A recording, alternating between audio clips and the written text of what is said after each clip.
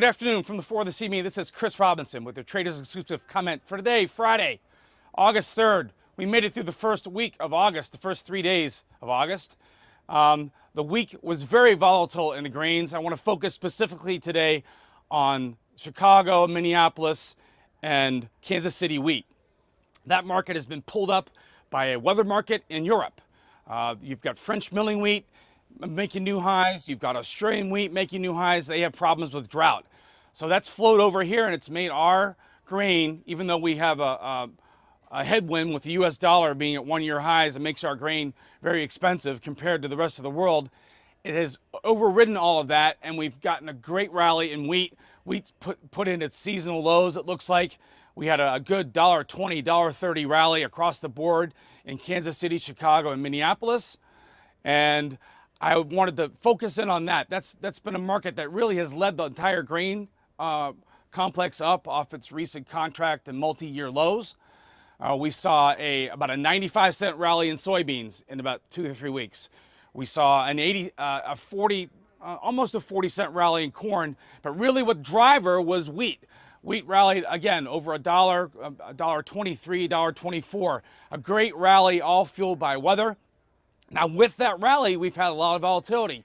If you get a chance, pull up a 5-minute chart of this Thursday's trade, August 2nd. About 9 o'clock, 10 o'clock in the morning, wheat exploded higher, 35 cents higher on a news story that Russia was going to be the Ukraine was going to be cutting back exports because their crop was so damaged from the heat.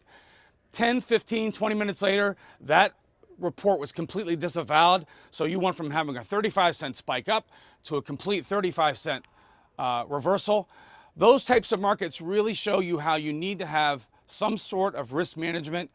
If you're trading futures, you need to have sell stops or buy stops, depending on how you're sitting, to protect yourself. I can't stress that enough. We may continue to see volatility like that through the rest of the summer. I don't know if wheat is going to continue to be the leader or not. Typically in August, which is the month that we're just beginning, that's the month that switches over to where soybeans can drive the rest of the market. Soybeans have already been pretty volatile. Like I said, we just had about a 95-cent rally after we suffered through a $2.35 sell-off earlier this summer. So all that movement represents opportunity. I can't stress that enough. The month of August may have a lot more opportunity left. Next week, a week from today, we've got another USDA report on the 10th. That's a great number to focus in on. And again, you have all the bulls and all the bears come together on August 10th. We get some fresh data from the USDA, and that all comes together, and we could have another explosive move. Again, there's never a guarantee that you're going to have explosive moves, but when we come to those dates, a specific point in time where everybody can make their bets either long or short, then you get that information and then the market reprices. So I prepare myself for that in the next week. If you're looking for help with your trading, speculating, hedging, give me a call, Chris Robinson. Have a great weekend.